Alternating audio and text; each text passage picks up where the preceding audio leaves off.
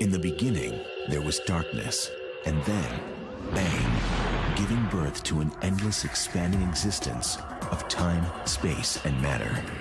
Now see further than we've ever imagined, beyond the limits of our existence, in a place we call the universe. The universe is vast, wondrous, electrifying.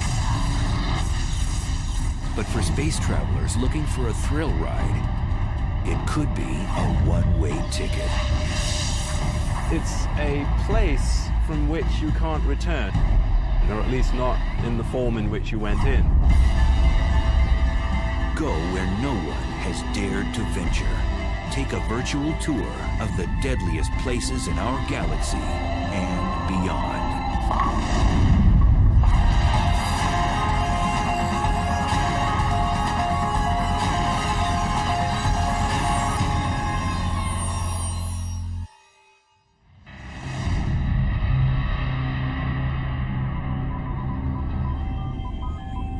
It's the ultimate frontier adventure. Space travel.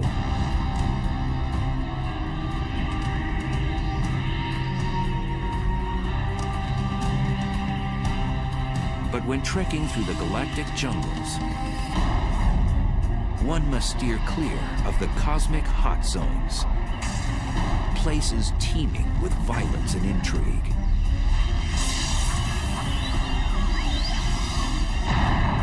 There are dangerous places, certainly very energetic phenomena that are a lot more powerful than atomic bombs being detonated, infinitely more powerful. The universe does seem to be a very violent place. It seems to have been born in a violent explosion called the Big Bang, and there's all sorts of violent processes going on.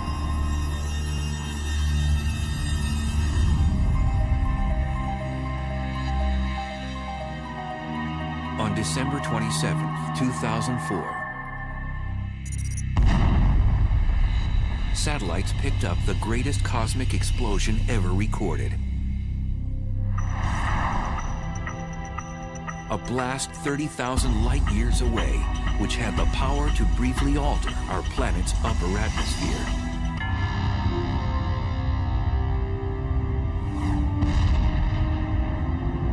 The blast was caused by a magnetar, the densest and one of the most dangerous stars in space. The magnetic field strength of a magnetar is about 1,000 trillion times the magnetic field energy of the Earth. And for reference, this would wipe the information off a credit card at a distance of about 100,000 miles away. Now this distance is sort of half the distance to the moon, so it's very nearby by astronomical standards. These mischievous stars have the strongest magnetic field in the universe. Scientists have confirmed 12 of these rare stars in our galaxy, and there may be more.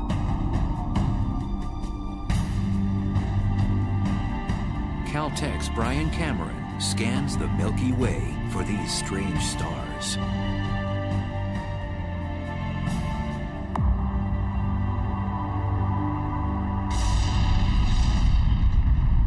Magnetars are a special class of neutron stars with ultra-strong magnetic fields, the densest form of matter in the universe.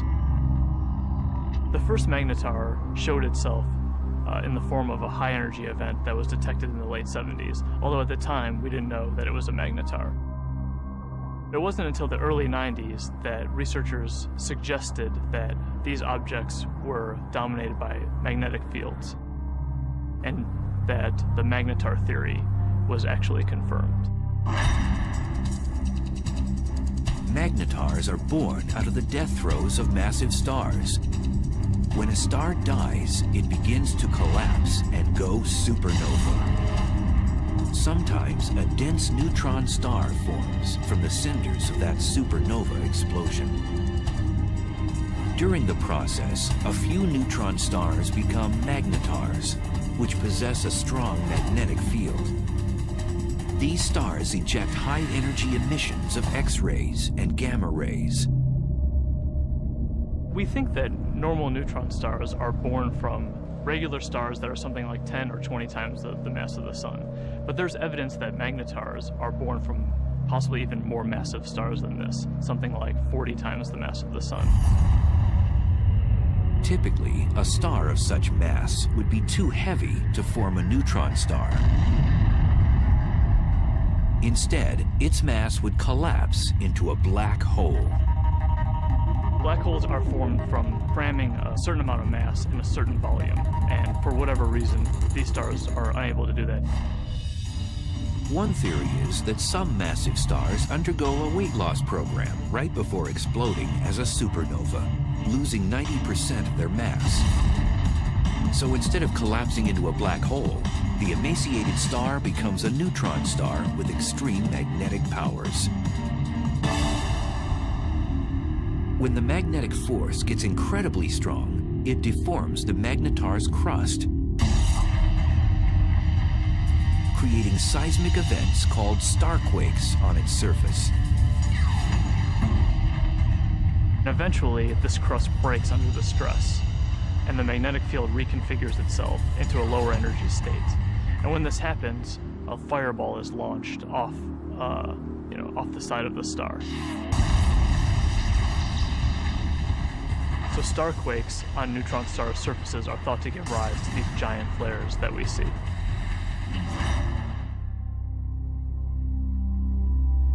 After a magnetar undergoes one of these flares, it outshines all the stars in the galaxy for the few tenths of a second that it's taking place. Within these giant flares are short bursts of gamma rays which move at the speed of light. The giant flares from magnetars are gamma ray bursts. They're very short in duration, less than a second, and have very hard X-ray spectra compared to another class of gamma ray bursts. If a deep space traveler veered off course and was unlucky enough to pass within 700 miles of one of these massive objects, the consequences would be horrific. The magnetic field of the magnetar can literally warp the atoms in human flesh, and its gravitational forces would tear a person apart.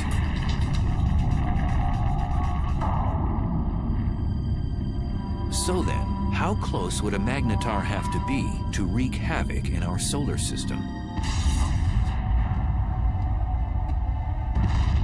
Some suggest that a blast from a magnetar even 10 light years away could produce cosmic chaos that would destroy our ozone layer and cause mass extinctions. The chances of that happening are so low that, they're completely implausible. It would be no different than a regular star passing through the solar system. And we know that the regular star has not passed through the solar system since the solar system formed.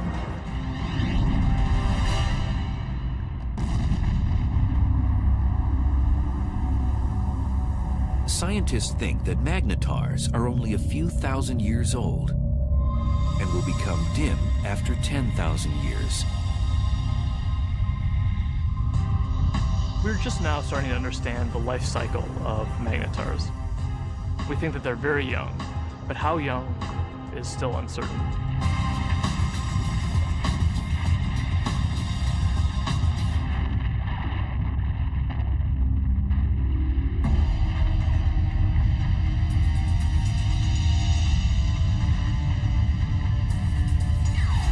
In addition to magnetars, satellites and ground-based observatories have been picking up other violent things in space. Scientists have now confirmed the existence of a phantom-like force that's so strong that it might very well be the most vicious phenomenon in the universe.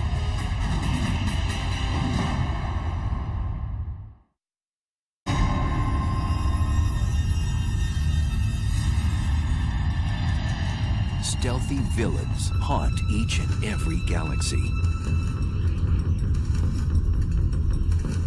One particular beast tears up anything in its path and gobbles it down like a cocktail hors d'oeuvre.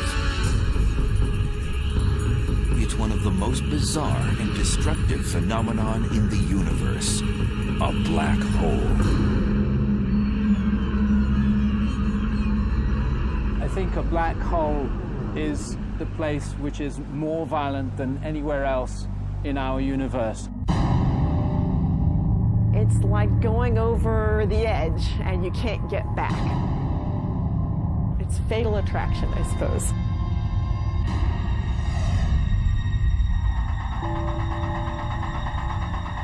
A black hole is a region of space where the pull of gravity is so immense that nothing can escape it, not even light.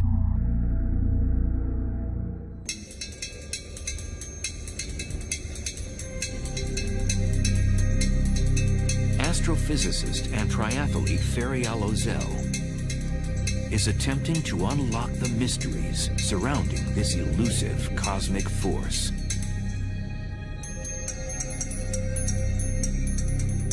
In a black hole, the gravity is so strong that no other force can compete with it, so everything collapses to a single point. Ozel says whatever has a close encounter with a black hole will fall victim to its relentless tidal force of gravity. Imagine you're swimming in a pool and there is no current. You can go whichever direction you want. Now imagine you're taken out of this pool and you're in a river. Imagine a current that is much, much, much stronger. That the only direction that you could go would be with this current. The space around the black hole acts like this wild river. You could never fight this enormous drag that you feel.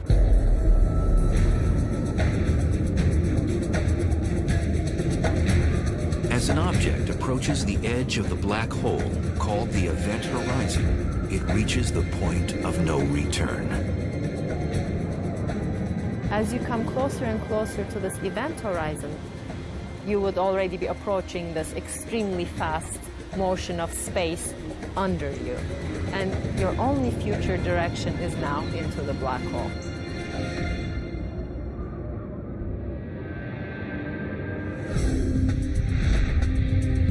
The idea of the black hole as a whole sometimes can be a little bit confusing.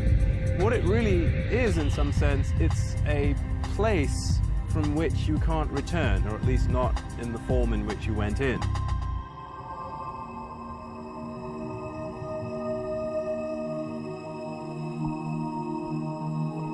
Black holes are difficult to detect because, as the name suggests, you cannot see one by itself because it's black. But scientists have spotted a black hole when its gravity affects something else in space, such as a passing star. A completely isolated black hole would not be visible. What we really see from a black hole is actually the hot material that's swirling around it and that's being sucked into it. So in the neighborhood of these powerful black holes, you'll get a lot of radiation resulting from the black hole pulling in material and stretching it and twisting it as it's falling in. Black holes consume anything in close range, and there are billions upon billions of them prowling the universe.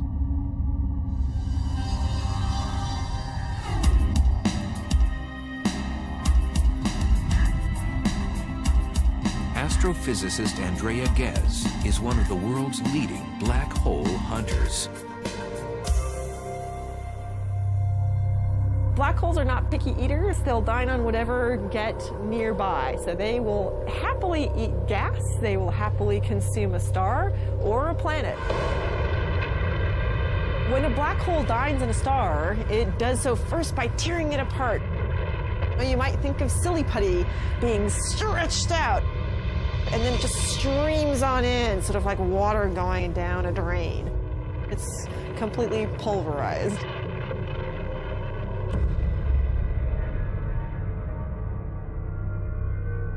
Black holes are produced, we believe, by the collapse of the core of a massive star, something like 25 or 30 times the mass of the sun or more. When it comes to the end of its lifetime, a massive star burns its core all the way past helium, carbon, nitrogen, oxygen, all the way to iron, which has no more nuclear fuel.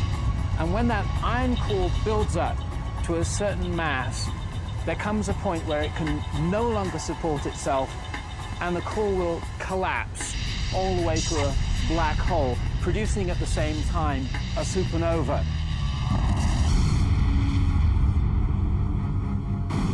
The supernova sends out explosive amounts of energy, so anything in its vicinity will get obliterated. Then the remnants of the explosion fall into a newly formed black hole. And it seems the key to the black hole's allure is gravity. Gravity will pull things around, just like the sun's gravity pulls the planets around. In fact, stars will happily orbit the black hole for most of its life and won't actually be sucked in. These stars are actually safe from the fatal attraction of the black hole. But if you do venture too close, like extremely close to the edge, then you do get sucked in. Scientists believe there are millions of wayward black holes throughout our galaxy, the Milky Way. And because we can't readily see them, one could be right next door. So how close does something have to be to get sucked into a black hole? Too close to a black hole is about the distance between the sun and the Earth, but that is certainly too close. For future space travelers, death by a black hole would be a violent way to go.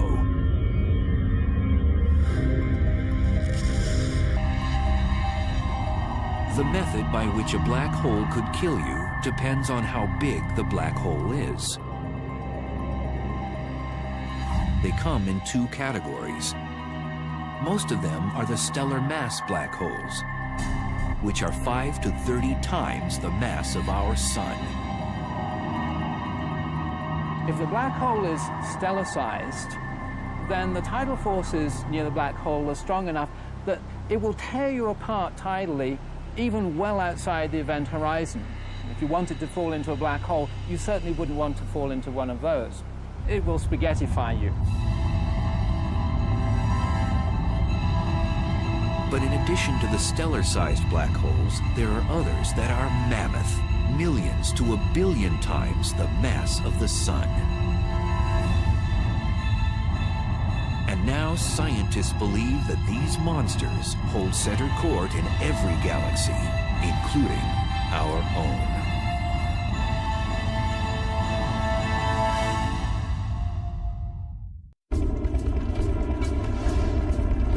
Black holes. They're one of the most mysterious and potentially dangerous oddities in space. A black hole has a ravenous appetite.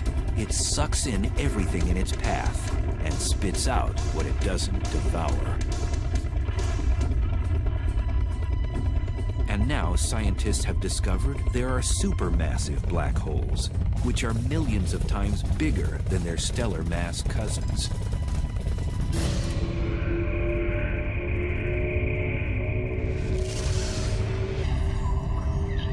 And evidence suggests that supermassive black holes were born after the Big Bang, when the universe was first created. The leading idea is that they would have formed just like a stellar black hole from the collapse of the core of a massive star.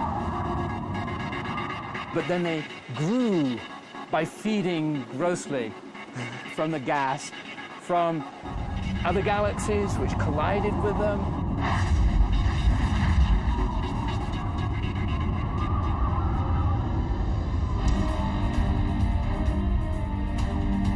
Scientists have discovered that these black ogres wield their power in the center of galaxies. The supermassive black holes are at the center of the galaxy, most likely because they're the most massive object within the galaxy. Massive objects tend to sink to the middle, so you'll always find them at the center of a galaxy. For a long time, scientists didn't think a supermassive black hole existed in our neck of the universe, the Milky Way.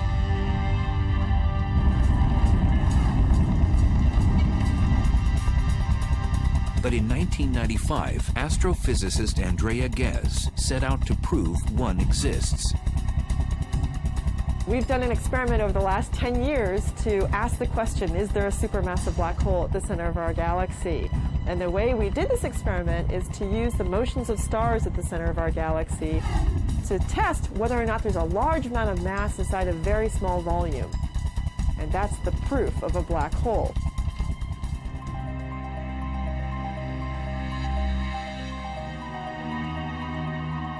At the Keck Observatory in Hawaii, which houses one of the largest telescopes in the world, Ghez began using a groundbreaking technology called adaptive optics, which brings into focus faraway objects. So this is without adaptive optics. This is what you would see. In this big square, there's nothing. We turn adaptive optics on, and you see the stars. This region contains the stars that provide the keys to our experiment. So we want to watch how these stars move. Ghez noticed that there was a large cluster of stars orbiting around an invisible object at the center of our galaxy. And they were moving at an unusually rapid rate. So we can actually see these stars that are really close to the center, and we can watch them go around. Those stars go around the black hole just the way the planets orbit the sun. The orbits tell us where the black hole is, so it's located right where the star is. That's the center of our galaxy. And the details of exactly how fast these stars are going around and how tight the orbits are tells us the mass of the black hole, which we think today is 4 million times the mass of our sun. For Ghez, confirming that a supermassive black hole indeed exists at the heart of our galaxy was like summiting Mount Everest. It was incredibly exciting to discover the supermassive black hole at the center of our galaxy, simply because it was a question we had set out to address. The question, is there a supermassive black hole? We could design an experiment that actually got at it.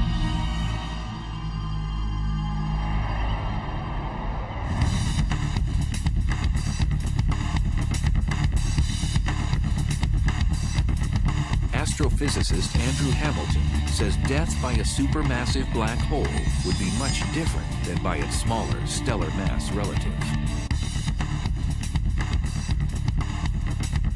If you want to go and be a tourist and have the ultimate experience of falling inside a black hole and finding out what's really there, go visit a supermassive black hole. Much better idea.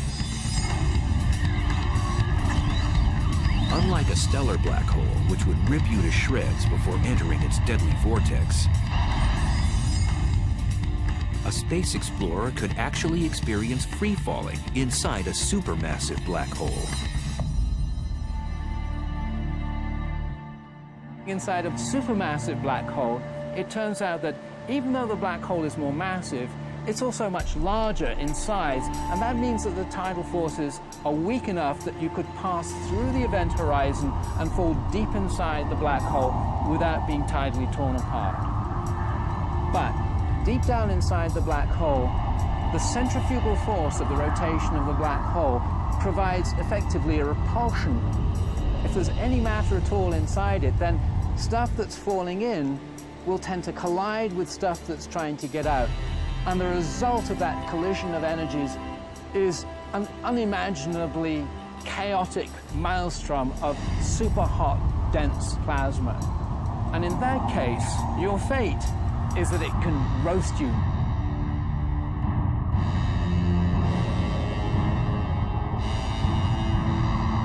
So how close would space travelers have to be to get sucked into a supermassive black hole in the center of a galaxy? For a supermassive black hole, you would have to be about 1 million to 1 billion miles from the black hole to feel its influence.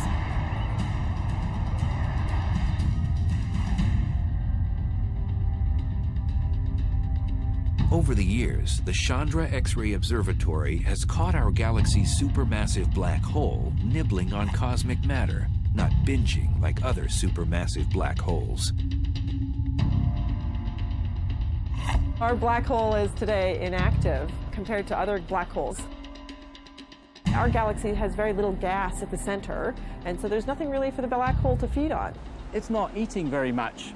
It's going on a bit of a starvation diet. Our galaxy's supermassive black hole appears to be fasting. This is partly due to the fact that as a galaxy ages, less and less matter is present for it to gorge on. But in the future, it might be quite a bit more active if it ever gets a fresh supply of gas at its center to feed off of.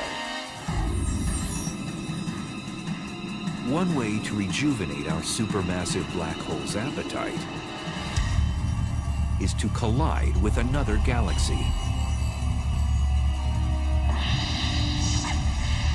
Sound implausible? 2 million light years away, our closest neighbor, the Andromeda Galaxy, is charging toward us at almost 75 miles per second, or 270,000 miles per hour.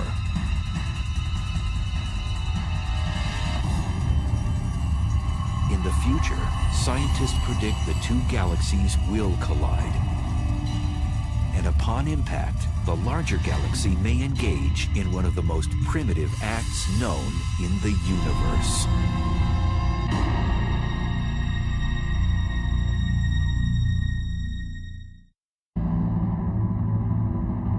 It's one of the most barbaric rituals in space.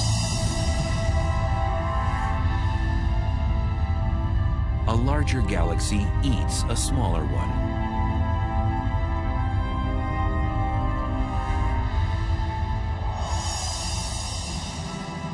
The scenario isn't a science fiction writer's fantasy. It's a cosmic reality. It's called galactic cannibalism.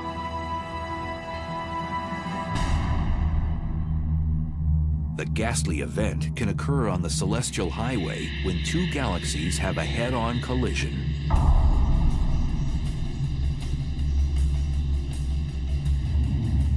Both eventually meld together in a less than harmonious merger. If you're a galaxy, it's very violent. You're torn to shreds.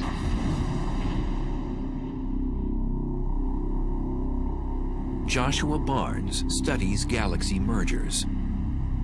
Acting like a crime scene investigator, he admits his research is a bit like inspecting a car crash. Imagine that you come across the scene of a car crash.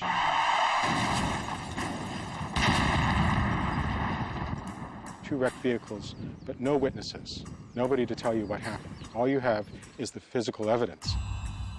That's basically what we have to do when we study colliding galaxies. So there are no witnesses to a galactic collision. All that you have is the present state of the wreckage.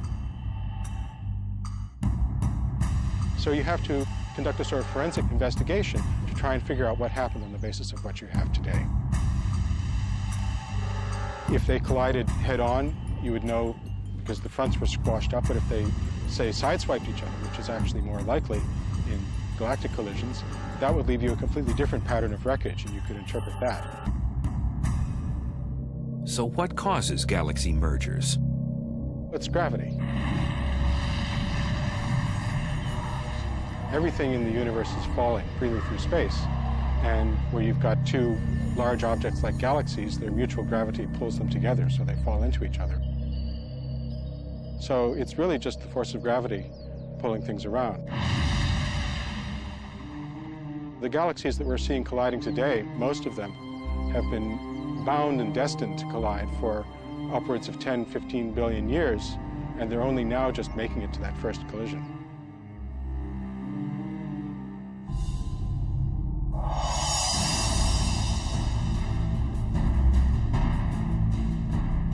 Our own galaxy, the Milky Way, is moving toward our neighbor, Andromeda. Both galaxies are spiral in shape, but Andromeda is about twice as massive, with a supermassive black hole, the mass of 30 million suns.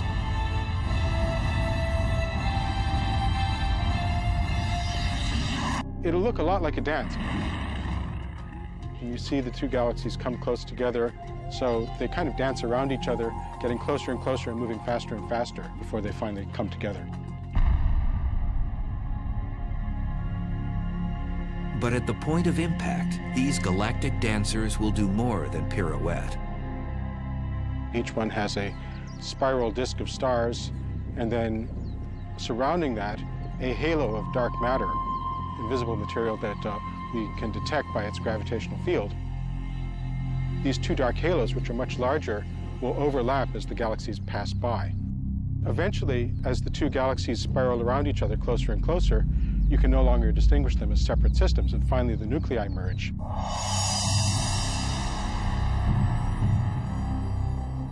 When Andromeda and the Milky Way collide, that's going to be the biggest collision that the Milky Way has seen, something like 5 billion years' time. The good news is that we, the solar system, will have a grandstand view. What will happen is that two galaxies, their spiral disks, are going to get tidally torn apart into fantastical shapes.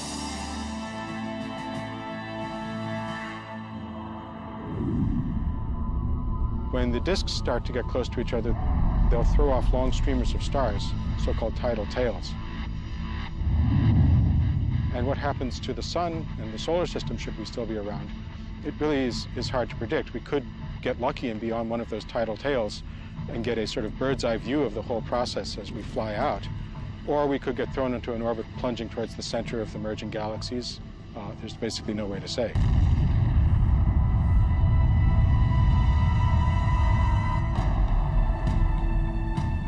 During the merger, if our solar system moves through the suburbs or the edges of Andromeda, we might not notice anything. On the other hand, countless stars and space material could be propelled towards the planets, potentially disrupting their orbits around the sun. Moreover, the entire galaxy could face cosmic upheaval. We could have consequences which would nonetheless be dangerous. First of all, we could have a lot of star formation as a consequence of the merger. Currently, both the Milky Way and Andromeda galaxy have plenty of interstellar gas, the raw material from which stars are born.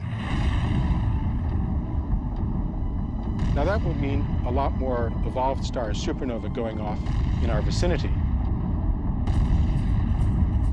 And that could create shock waves, blast waves, bursts of cosmic rays, which would have nasty consequences.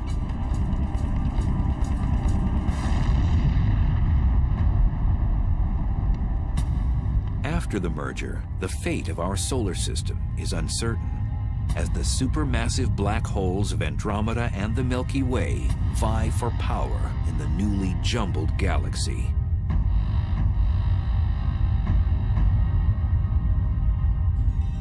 When they merge, they're going to form a new galaxy, and these two supermassive black holes will gradually spiral into the middle of the new galaxy. They will be a binary black hole for a short time. And these black holes will start to swallow gas as the collision stirs things up. Gas will fall into those black holes. They're going to turn on. They're going to start emitting radiation. But the potential for fireworks, possibly for fueling the black holes at the centers of the galaxies, matter falling into them, possibilities like that do exist. And then the only safe place to watch the process would be on one of those tidal tails riding out and escaping the collision.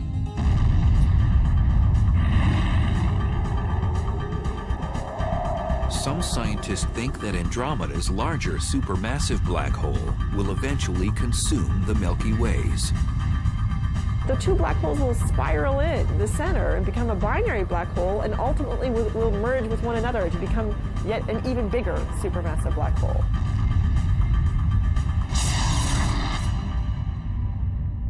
So a small galaxy colliding with a large galaxy is likely to be dominated by the larger galaxy. It'll essentially have most of its material absorbed by that galaxy and become subsumed into it.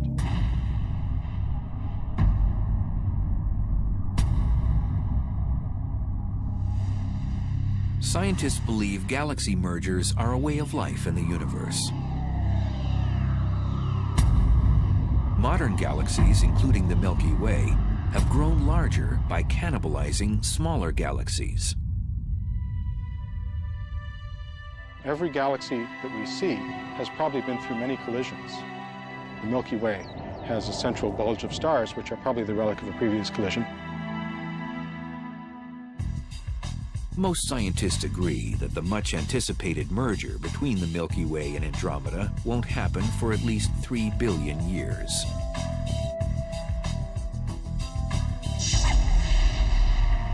But there may be more immediate dangers in space. In cosmic neighborhoods millions of light years away, there are hyperactive galaxies that have become the big bullies on the block.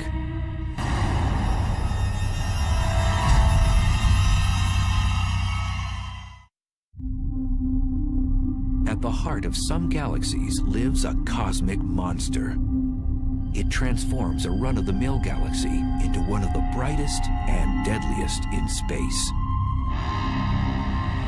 Quasars are peculiar objects, each powered by a supermassive black hole that continually swallows large amounts of matter, 10 to 20 stars every year.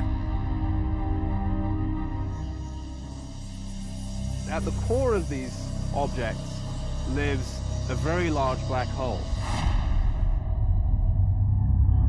And the role of that black hole is to actually generate a huge amount of energy.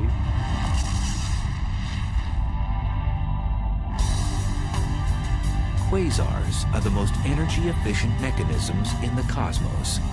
They give off more power than 100 normal galaxies. And they're 10 trillion times brighter than our sun.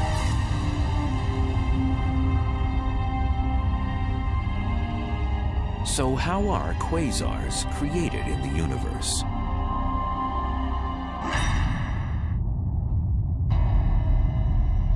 There's a fairly good connection between the last stages of a galactic merger and the so-called quasar phenomenon.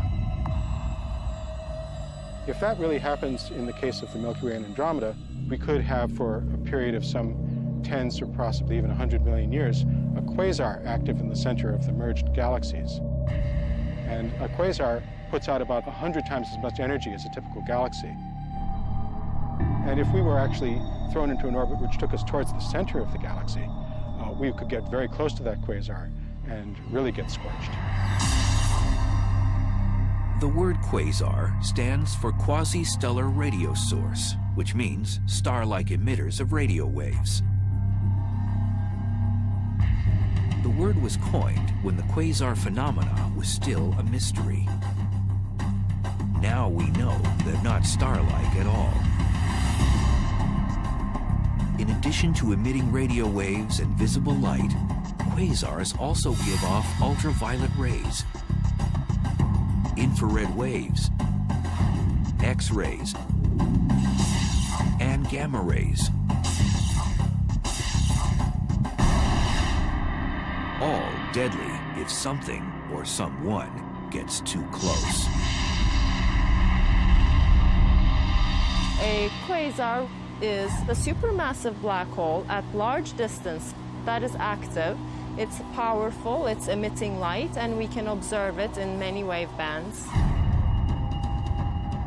Quasars were first discovered in the 1960s, but as radio telescope imaging got better, astronomers discovered that some of those quasars also have powerful jets beaming out of them. These particular quasars are called blazars, probably some of the most violent phenomena in the universe.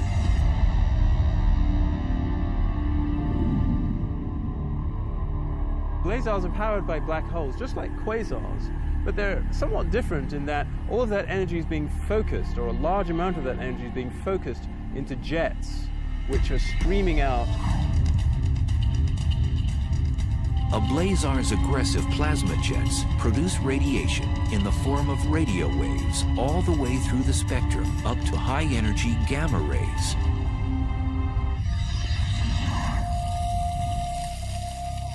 Astrophysicist Glenn Piner has been investigating the physical conditions at the centers of these exotic galaxies.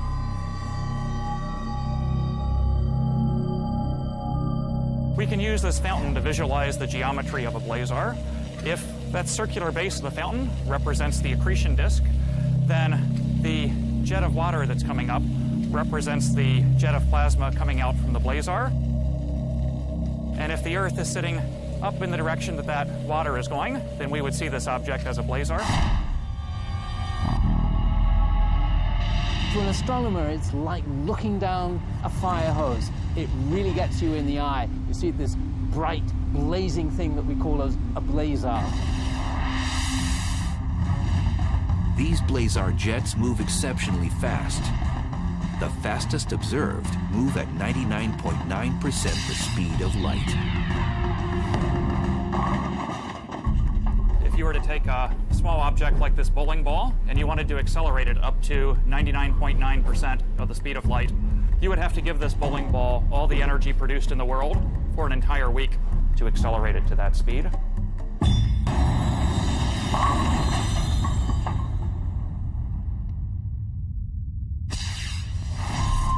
And in these blazars, we're accelerating not just small objects like bowling balls, but large masses of the mass of the planet Jupiter or larger to those speeds. So they're being given incredible amounts of energy by this efficient engine. Blazars pose unimaginable consequences to cosmic objects that get too close to its deadly jet. If there was a planet relatively close, a few light years from the actual jet, the radiation on that planet could be millions of times what it gets from the star. It would be continually exposed to high levels of radiation. So I don't think we want to look for life on a planet that would be orbiting a star that's in a blazar jet. Scientists link radio telescopes all over the world to achieve the magnification needed to zoom in on a blazar jet. So to give you an analogy for what kind of magnification that is, that would be magnification sufficient to read a newspaper that someone was holding in New York from Los Angeles. We'd love to look as close to the central black hole as possible so we could actually figure out how nature is accelerating these jets and getting them up to such high speeds. And we'd also like to know what it is actually that the jets are made of, because it turns out that's something that's currently not known. Until more is known about blazars, astronomers will keep a neighborhood watch for them, as well as all the other dangerous places in our uncontrollable universe. Definitely there are violent events going on in the universe. Much, much more energy than we can even imagine on Earth. There are trillions of suns shining all at once. Those are the kinds of energies that we're talking about. But in that case, the fact that we are far away from them helps the survival of our species. If we're actually traveling through space, then definitely we will have to be worrying about these events.